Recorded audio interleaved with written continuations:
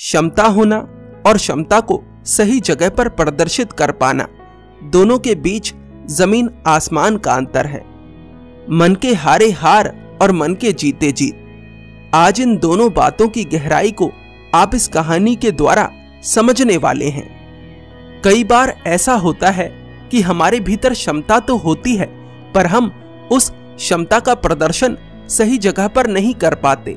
हम उस क्षमता का प्रदर्शन उस जगह पर नहीं कर पाते जहां उसकी आवश्यकता है, जिसके कारण हमें वो सम्मान नहीं मिलता जो हमारा अधिकार है। बहुत सी तीरंदाजी प्रतियोगिताएं जीतने के बाद एक नौजवान खुद को सबसे बड़ा धनुर्धर समझने लगा। वह जहां भी जाता लोगों को चुनौती देता और उन्हें हराकर उनका मजाक उड़ाता। एक बार उसने एक प्रसिद्ध जैन मास्टर को चुनौती देने का फैसला किया और सुबह सुबह पहाड़ों के बीच उनके मठ पर पहुंचा। मास्टर, मैं आपको तीरंदाजी की चुनौती देता हूं, नवयुवक बोला। मास्टर ने चुनौती स्वीकार ली और मुकाबला शुरू हुआ। उस नवयुवक ने पहले प्रयास में ही लक्ष्य के बीचों बीच निशाना लगा डाला और दूसरे प्रयास में उस तीर को ही भेद डाला जो पहले से लक्ष्य में लगा हुआ था। वह नौजवान मुस्कुराया और बोला, बोलो मास्टर, क्या आप मेरी तरह इस लक्ष्य को भेद कर सकते हो? और अगर नहीं कर सकते तो अपनी हार स्वीकार लो। उस नौजवान का घमंड साफ झलक रहा था। मास्टर बोले, पुत्र मेरे पीछे आओ। मास्टर चलते चलते एक खतरनाक खाई के पास पहुंच गए।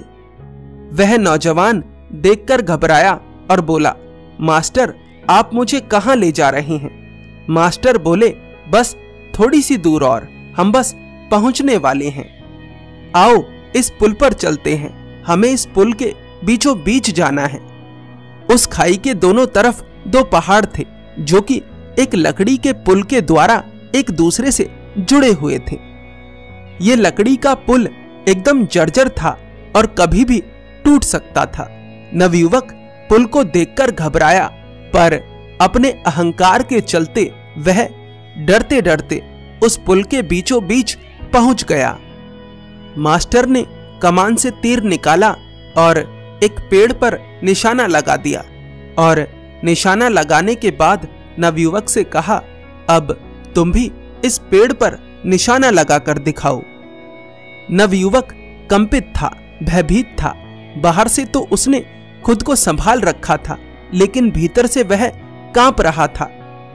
उसने डरते डरते अपनी कमान से तीर निकाला और तीर चलाया। तीर उस पेड़ के आसपास भी नहीं गिरा और उसका निशाना चूक गया। वह नौजवान बहुत निराश हुआ। मास्टर बोले, पुत्र तुमने तीरंदाजी पर नियंत्रण तो कर लिया है, लेकिन अभी भी तुम उस मन पर नियंत्रण नहीं कर पाए हो जो किसी भी परिस्थिति में लक्ष्य को भेदने के लिए आवश्यक है। पुत्र, इस बात को हमेशा याद रखना कि जब तक मनुष्य में सीखने की जिज्ञासा होती है तब तक वह वृद्धि करता रहता है, पर जब उसमें सर्वश्रेष्ठ होने का अहंकार आ जाता है तो उसका पतन शुरू हो जाता है। मास्टर की बात सुनकर उस नौजवान को समझ आता है कि अभी सीखने के लिए बहुत कुछ बाकी है। निष्कर्ष यही है कि अगर वास्तव में किसी कला में माहिर बनना है तो कभी भी सीखना बंद मत करिए। और जो सबसे बड़ी कला है, अपने मन को जीतना, उसे भी सीखते रहिए। मन को जीतने का क्या तरीका है? आत्मचिंतन और ध्यान। धन्यवाद।